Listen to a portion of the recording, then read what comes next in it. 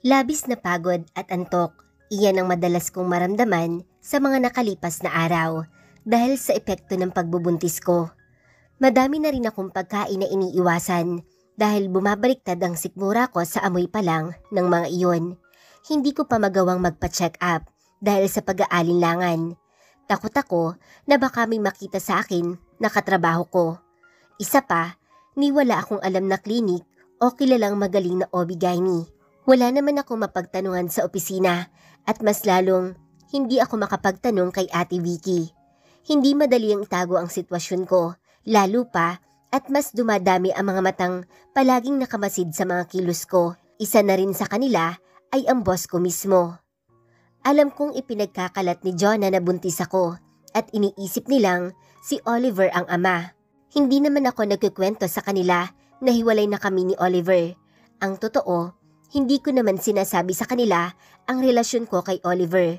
Hindi ko alam kung saan nila nalaman ang tungkol sa lalaki at pati na rin ang tungkol sa dati niyang asawa. Pwede ngang maging private investigator si Jonah at ang mga alipores niya dahil sa galing nilang mag-imbestiga. Hindi ko alam kung ano ang problema nila sa akin dahil paborito nilang pakaalaman ang buhay ko. Lunch break na noon nang biglang tumawag sa akin si Ate Vicky. Hello ate? Angela, ano kasi, pinatawag ako nila tatay. Medyo kinabahan ako sa sinabi niya. Ganito yata talaga kapag may itinatago sa pamilya. Sobrang paranoid. Bakit daw ate? Malapit na daw kasi ang birthday mo. Kung makakauwi ka daw ba dito? O kung hindi naman, pwede na lang kaming bumisita sa'yo. Gusto nilang magkakasama tayo. Ewan ko ba sa mga ito at ako pa ang pinagpapatanong. Nahihiya pang magsabi sa'yo. Narinig ko ang boses ni nanay at malakas na tumawa si Ate Vicky. Mukhang katabi lang nila si nanay at inaasar ang mga ito. Kung gayon, ay naaalala nila ang kaarawan ko.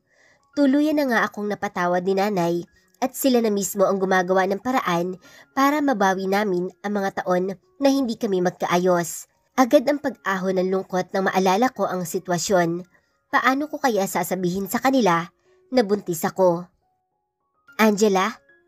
Boses ni Ate Vicky ang nagpabalik sa akin sa kasalukuyan. Ha?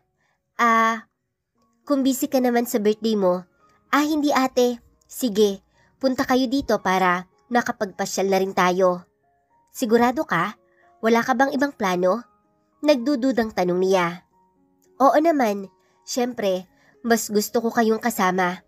Iniisip ko nga lang kasi kung saan magandang mamasyal. Okay sige, sabihin ko kina nanay. Andito nga sila at naghihintay ng sagot mo. Lalo akong hindi mapakali pagkatapos ng pag-uusap namin ni Ate Vicky. Hindi ko magawang sabihin sa kanya ang kalagayan ko. Buong akala ko ay maibabalik ko na sa normal ang takbo ng buhay ko. Iyon pala ay lalong magiging magulo. Hindi ko iniisip na magbubunga ang isang beses na pagdiniig namin ni Rafael. Oo nga pala, hanggang ngayon ay hindi ko pa rin siya tinatawagan. Hindi ko alam kung ano ang magiging desisyon ko kahit pa gabi-gabi kong pinag-iisipan ang alok niya sa akin. Wala naman talaga akong balak tanggapin ang alok ni Rafael. Ang kaso, parang hindi ko kayang magalit sa akin muli ang pamilya ko. I don't want to embarrass them again. Natuon ang mga mata ko sa tiyan ko. Kung pagmamasdan, ay parang wala namang nagbago sa akin, bukod sa lalo akong namayat. Hindi ako makakain masyado dahil sa paglilihi at isa yon sa ikinababahala ko. Mapait akong napangiti. Noon, ini-imagine ko ang sarili na buntis sa anak ng taong mahal ko. Pagkatapos noon ay magkasama kami ng mahal ko na magpapacheck up at magpaplano para sa baby namin. Pero ngayon, paano ko gagawin iyon? Natatakot na rin ako na baka napapabayaan ko na rin ang magiging bata sa sinapupunan ko dahil kahit anong vitamins ay wala pa akong iniinom. Kailangan mong mag-decide, Angela.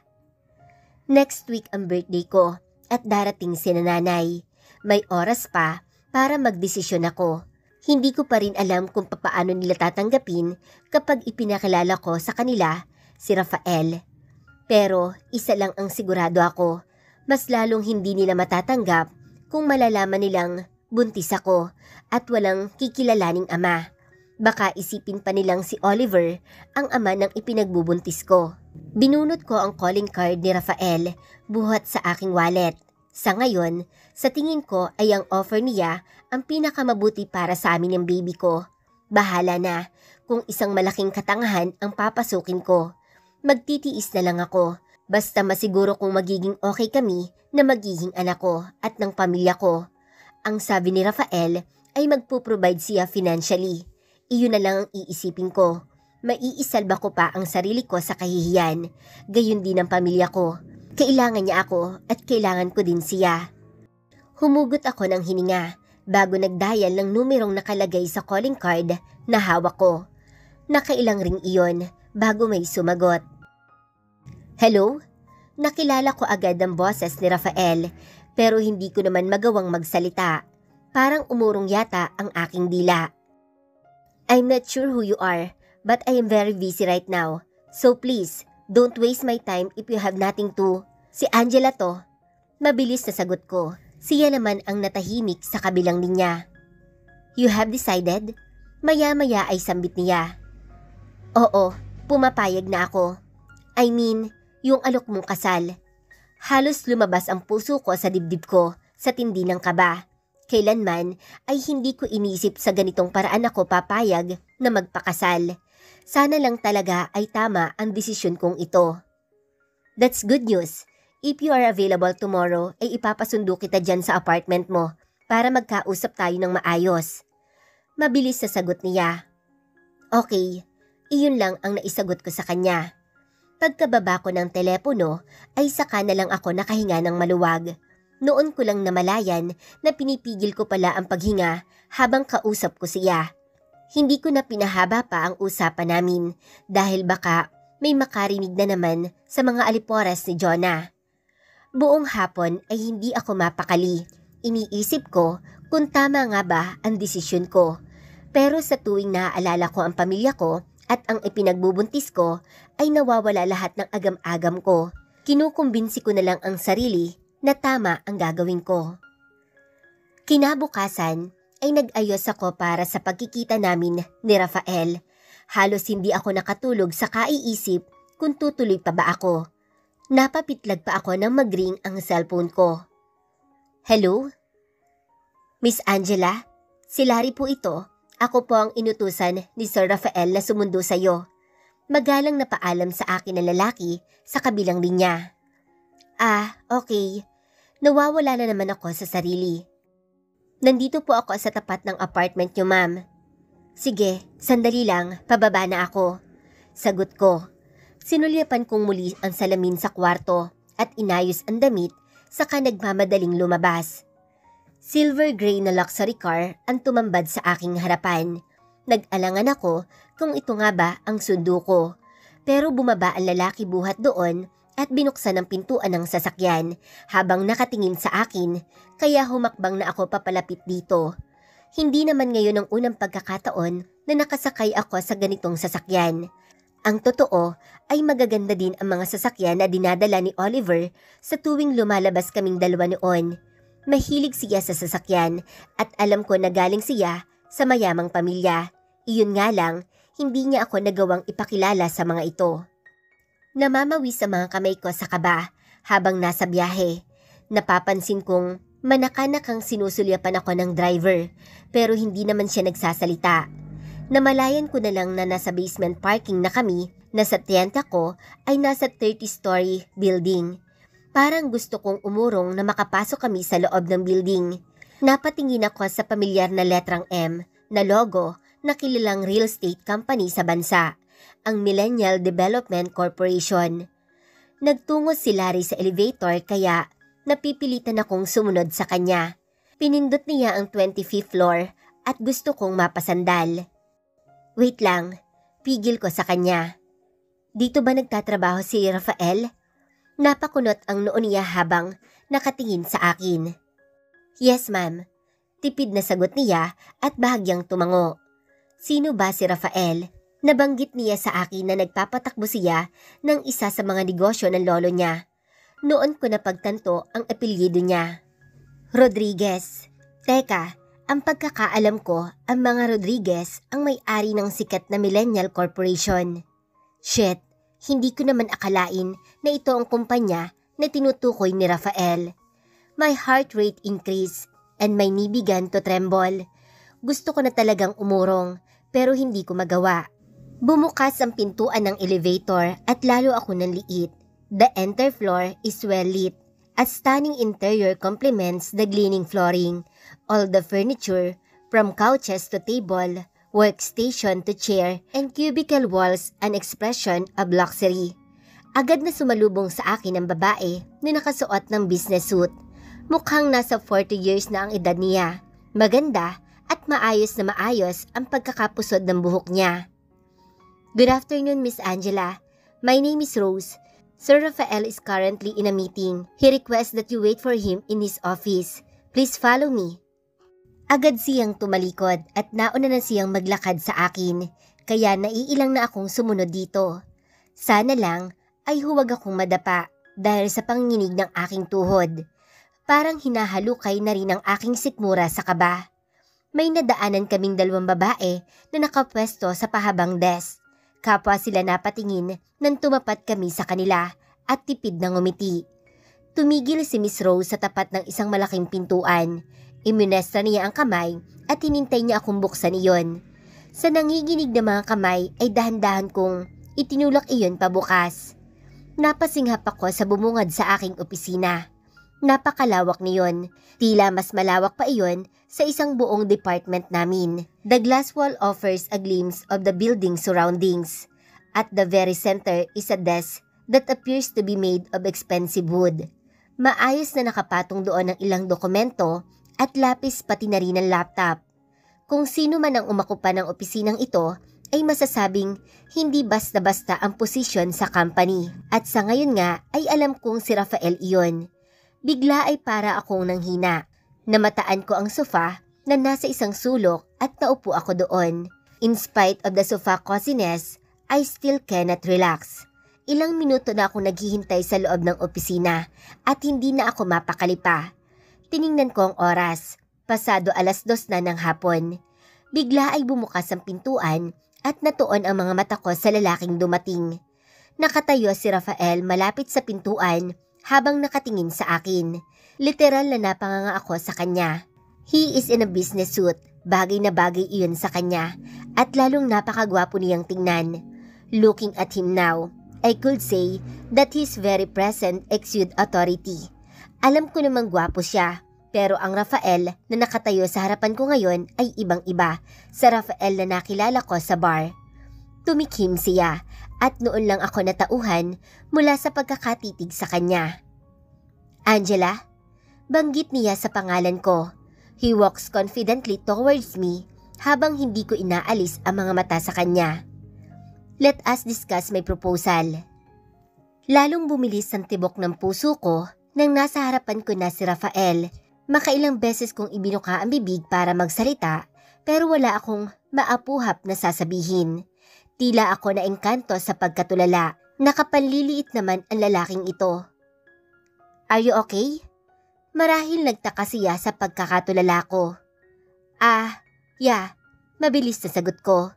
Nakakahiya ka, Angela. Sita ko sa sarili. Inilibot kong muli ang mga mata sa kabuuan ng opisina niya. Nagulat lang kasi ako, hindi ko akalain na ang millennial pala ang tinutukoy mong company. I told you, malaki ang mawawala sa akin kapag nagdesisyon ang lolo ko na ibigay lahat ng ito sa pinsan ko. So I'm glad you agree to my proposal. Ano ba itong pinasok ko? Hindi pala basta-basta ang Rafael na ito. Unti-unting umahon ang mga agam-agam ko. Malabong mapaniwala namin ang mga magulang niya. Hindi ko kaya. Hindi ko yata kaya. What? Puno ng inis ang boses niya. Nakikita mo ba ang itsura ko? Walang maniniwalang pakakasalan mo ang tulad ko. Lalong-lalo ng pamilya mo. Hindi sila maniniwala. Aalis na lang ako. Kalimutan mo na lang ang usapan. Angela, will you please calm down? Pigil niya ulit sa akin. Nahimigan ko ang tinitimpi niyang inis. Rafael, hindi natin maloloko ang pamilya mo. Sagot ko. Hindi naman natin sila lolokohin dahil magpapakasal tayo. Seryosong sagot niya, pero hindi ko siya pinakinggan. Humakbang na ako palabas ng opisina niya. Kapag nagdesisyon kang umalis ngayon, wala na tayong pag-uusapan pa. Natigil ako sa paglalakad at nilingon siya. Really? Paano naman ang baby? So kakalimutan mo na lang na anak mo itong dinadala ko? Lakas loob na tanong ko. No, pero maniniwala lang ako kapag napatunayan ko na akin nga ang batang yan. Tinitigan ko siya pero seryoso sa sinabi. Bigla ay hindi ko magawang ihakbang ang mga paa ko. I'm proposing marriage to you. I help you financially if you accept my offer. Lahat ng pangangailangan mo at ng baby ay pupunan ko. Handa akong humarap sa mga magulang mo at kausapin sila. Think about it. Paano kapag nakuha mo na ang gusto mo? Kapag inilipat na sa'yo ng lolo mo ang company? If that's the case, it will be a win-win situation for both of us. Pareho nating makukuha ang freedom natin. I have access to the most powerful people in the country, as well as the best lawyer. Our marriage can easily be annulled. Magiging malaya ka na. But I'm not going to leave you empty-handed. May makukuha ka sa aking malaking halaga sa pagpayag mo sa kasunduang ito. At syempre, I'll still support your child. Bago pa man ako makasagot, ay biglang tumunog ulit ang cellphone ko at hinugot iyon sa sling bag ko na dala. Napangniwi pa ako na makitang si Ate Vicky ulit ang tumatawag. Para bang ipinapaalala sa akin kung bakit ako nasa opisina ni Rafael. Hindi ko sinagot ang tawag ni Ate Vicky. Nang tingnan ko ulit si Rafael, ay nakamasid pa rin siya sa akin. Napabuntong hininga ako at humakbang ulit pabalik sa pwesto niya. Nakita ko namang napangiti siya sa ginawa ko. Okay, ano bang dapat kong malaman? Tanong ko. Rose, will you give the agreement? Lahat ng dapat mong malaman ay naroroon. Please read it carefully. At kung may gusto ka pang ipabago doon, ay pwede mong sabihin sa akin para mapag-usapan natin. Okay, wala sa loob na sagot ko. May tanong ka pa ba? Available ka ba sa Sunday next week? Why? Nagtatakang tanong niya. Kailangan makilala ka ng parents ko. Papunta sila dito at bala kong sabihin sa kanila ang tungkol sa'yo para hindi sila mabigla kung bigla ako mapakasal sa'yo. Pinagbasdan kong mabuti ang magiging reaksyon niya pero seryoso lang siyang nakamasid sa akin. Okay, I cancel all my plans for Sunday. Thank you. Mahinang usal ko. Napansin kong nakatitig siya sa akin kaya naiilang na nagtanong ako. Bakit? Did you have your check-up? You've lost a lot of weight. Hindi pa. Medyo nahihirapan kasi akong sabihin sa opisina. Maging siya pala ay napapansin ang pamamayat ko. I see. Where do you work? Sa Brilliant, yung brand na electrical lighting. Sa finance department ako. Bahagya lang siyang tumango. Maya-maya ay tumayo na siya at naglakad patungo sa table niya. Rose, bring here the documents. Utos niya sa sekretary. Agad na pumasok na si Miss Rose sa opisina. Bahagya siyang tumango at nakangiting inabot niya sa akin ang isang folder. Naiilang na tinanggap ko naman iyon. Rose, please set an appointment with Dr. C. Pagkatapos ay sabihin mo kay Miss Angela kung kailan. Utos ni Rafael. Okay sir. Pagkatapos noon ay lumabas na si Rose sa opisina. Angela, will you call para makapagpa-check up ka? Larry will fence you para hindi ka mahirapan sa biyahe. Napakagatlapi ako. Tila nga isang business deal kung ituring ni Rafael ang gagawin naming pagpapakasal. Pero iyon naman talaga ang usapan namin. Mabuti na rin ito kaysa lumaki ang bata na walang ama. Salamat. Aalis na ako. Okay, ihahatid ka ni Larry. Don't forget to read the agreement, Angela. Pahabol sa akin ni Rafael. Nang lingunin ko siya, ay busy na siya sa laptop at nagbabasa ng ilang document sa table niya, kaya lumabas na ako ng opisina. Agad nang umiti si Miss Rose pagkakita sa akin. Fiona, please accompany Miss Angela. Ihahatid siya ni Larry. Utos nito sa isa pang babae. Agad namang tumalima ang babae na tinawag niyang Fiona at sinamahan ako hanggang kay Larry na nakita ko naghihintay sa isa sa mga bakanteng sofa sa labas lang ng opisina ni na Miss Rose.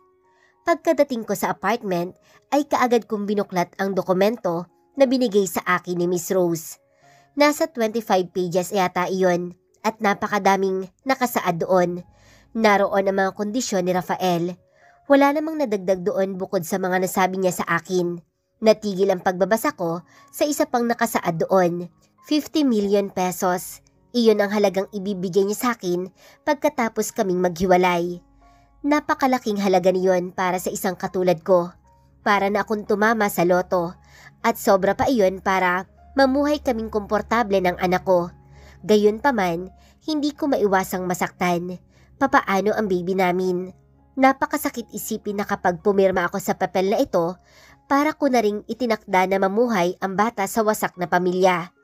Pero wala na akong ibang choice. Kung hindi ko ito pipirmahan, mas lalong madami ang mawawala sa amin. Mas mabuti pang maniwala na lang si nanay na hindi kami nagkasundo ni Rafael sa huli. Maingat kong itinago ang dokumento. Hindi ko pa rin iyon pinirmahan dahil sa kung anong pumipigil sa akin. Bukas na lang siguro.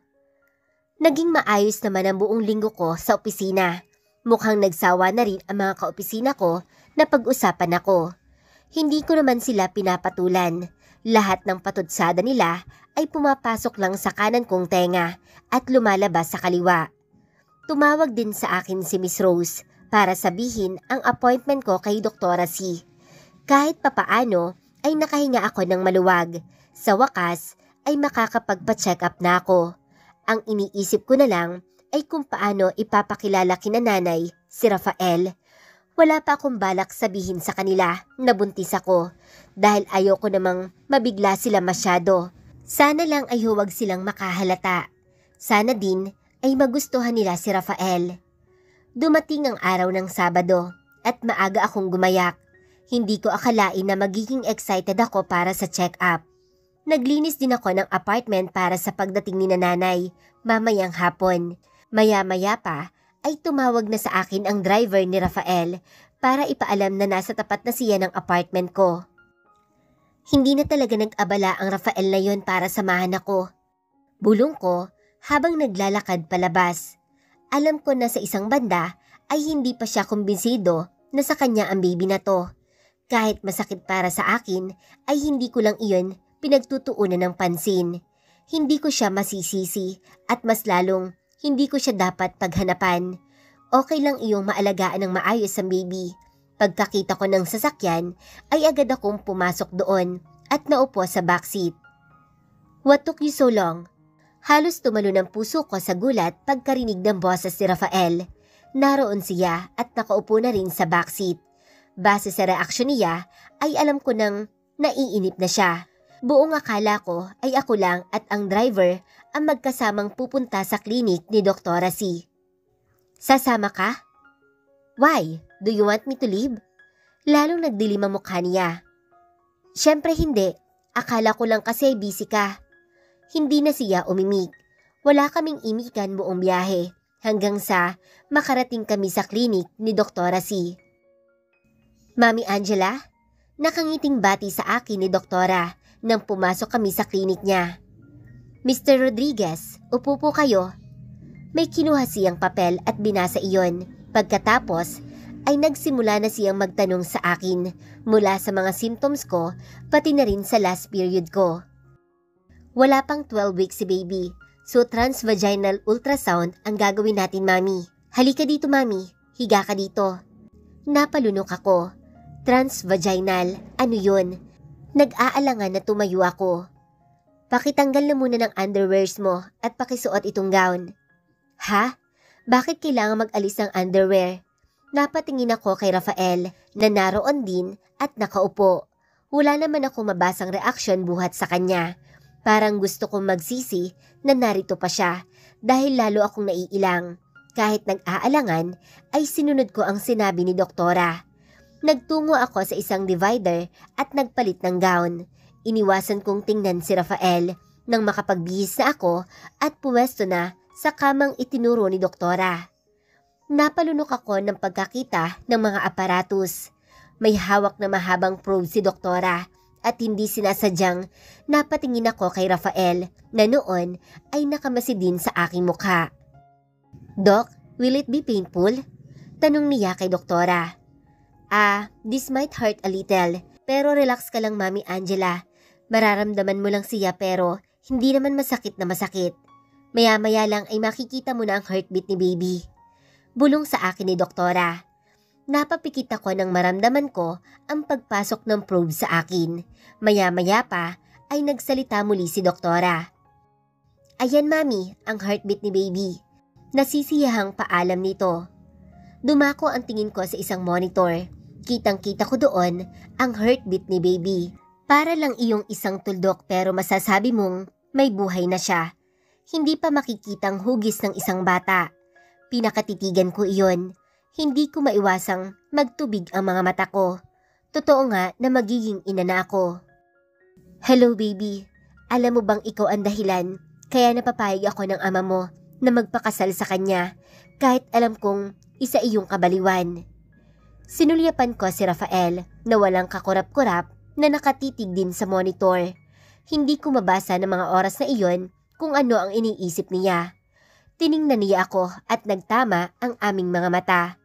Alam kong gusto niyang magtanong kaya sinalubong ko ang tingin niya. I wanted to reassure him. Naputo lang ang titigan namin nang magsilta ulit si doktora at sabihing tapos na ang ultrasound. "Eto ang mga vitamins mo. Dito naman nakasulat kung anong oras ang pag-take ng vitamins. Mukhang healthy naman si baby. Kailangang simula ngayon ay mag-ingat ka na. Iwas stress na din. I'll see you next month. Kung may mararamdaman kang kakaibang symptoms, tawagan mo agad ako." Paalala sa akin ni doktora. Matapos ang check-up niya sa akin. Napangiwi ako. Iwasan ng stress. Posible kaya iyon sa kasundo ang pinasok ko. Sinulyapan ko ang ultrasound result kung saan naroon ang image ni baby namin ni Rafael. "Huwag kang mag-alala baby, magiging malakas ako para sa'yo."